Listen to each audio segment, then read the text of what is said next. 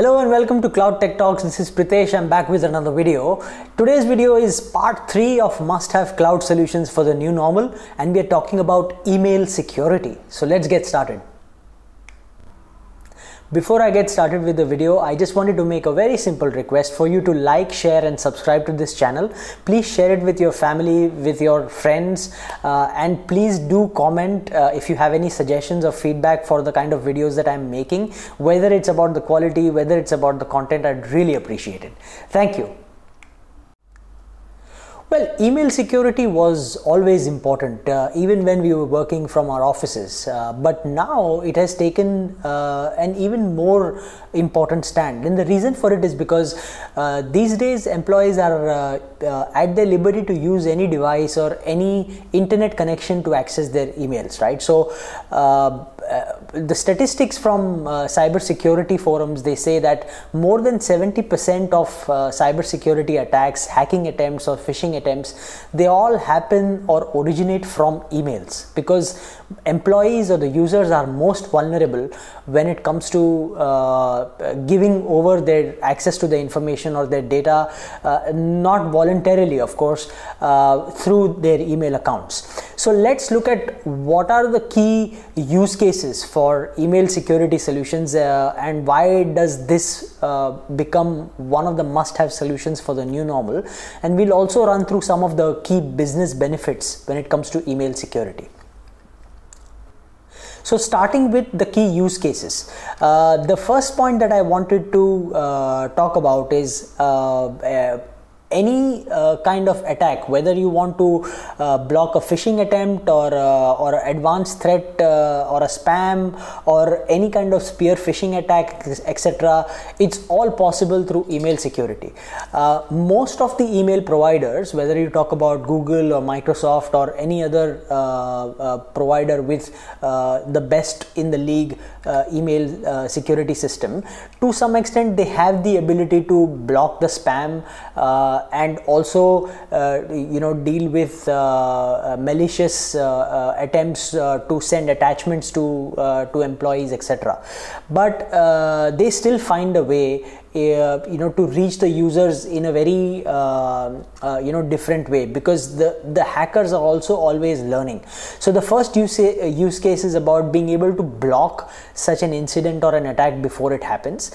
Second use case that I wanted to talk about is one of the most common things we've seen in the world today, right? Which is preventing an account takeover. An account takeover is nothing but a way to lure a user to click a link or click an attachment in an email, and once he does that, obviously he doesn't know what the outcome of it is going to be, and as a result, using a simple software or a malware, the hacker gets access to the account of the specific individual. Now imagine if that's a senior management team member or someone from finance who manages the books of accounts for a specific organization.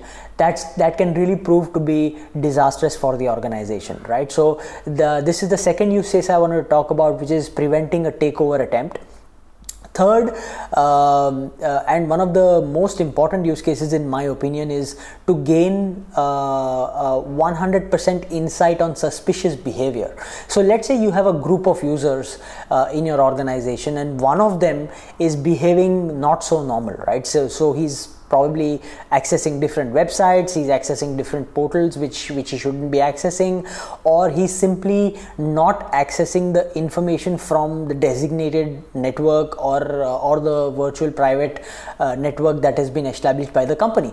So before an attempt is made or before any disaster really strikes, the IT department should be able to get an insight of what's going on, right? So that's what this security solution can do. You can actually get an insight of the activity that's happening in the email trails or the kind of exchange of messages that is happening. Not that someone wants to spy on the emails, but it's more about getting to understand the suspicious behavior of that specific user for that account, for that group of company.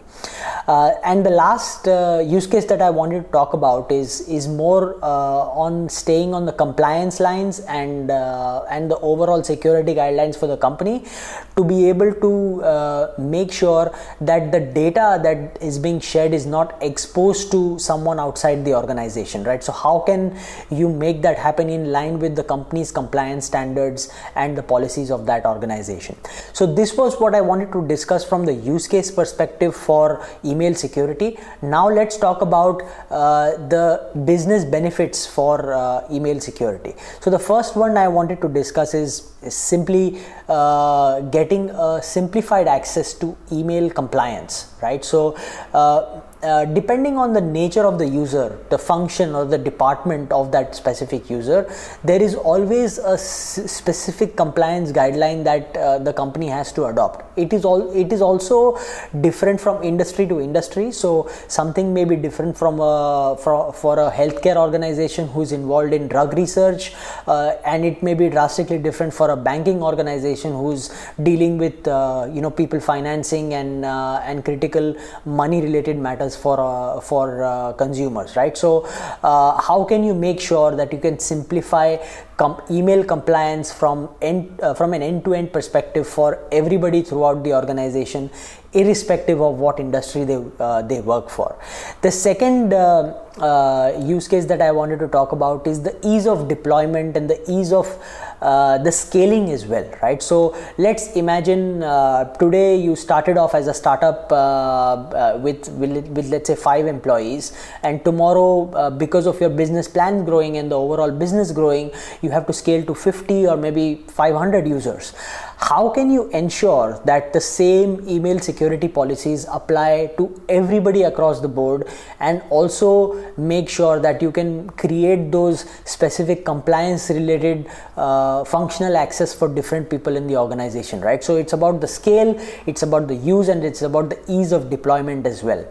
The third one that I wanted to discuss is most of the email security solutions today, they are really affordable, for as little as $2 or $1.5 per user per month. It's not that much in the grand scheme of things when you look at it from the perspective of how many attacks you can really avoid in the process of having set up this solution for your organization.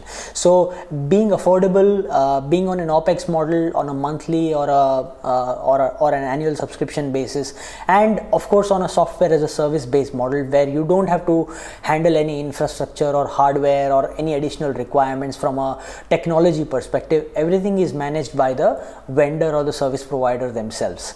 Last but not the least, the core purpose of making sure email security is in place is to ensure business continuity in event of a disaster as well, right? So how can you ensure that no matter what happens, any kind of hacking attempt or phishing attempt that takes place on a user, you are instantly able to get access to the root cause of it, get access to insights for suspicious behavior, etc., and make sure that your business does not stop. So that's the imperative, and in a nutshell, this is what I wanted to discuss from a use case and from a business benefit perspective for email security. So I hope you found it useful. So until next time, this is Pritesh signing off from Cloud Tech Talks. I'll see you guys in the next one. Thank you. Bye. If you like the content, please hit the subscribe button, hit the notification icon also, so that you can be aware the next time I post a video, and do share this video with your friends and family so that it can reach maximum amount of people and help me grow this channel if you like the content. Thank you so much.